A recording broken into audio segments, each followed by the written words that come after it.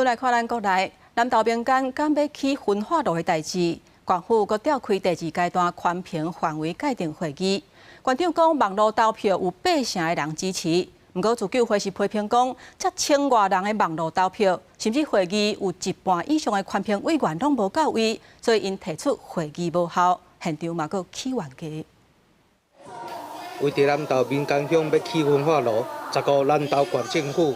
召開第二階段環境影響評估範圍界定會議，會中閣發生衝突，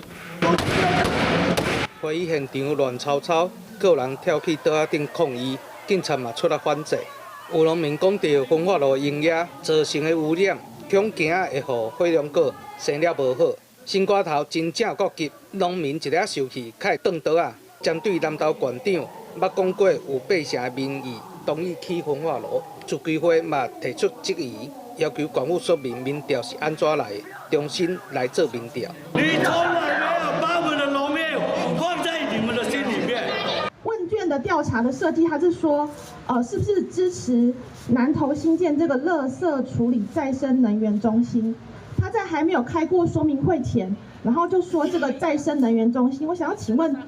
一般民眾會有辦法理解說，它指的就是焚化爐嗎？面對鄉親甲民團的不滿，會議依然繼續進行。自救會成員嘛批評講，拜三的會議應該要有13位環評委員來出席，煞只有8人無來。因嘛主張會議無效，環保局長解釋講，拜三的會議更不是正式的審查會議，所以無需要攏搞。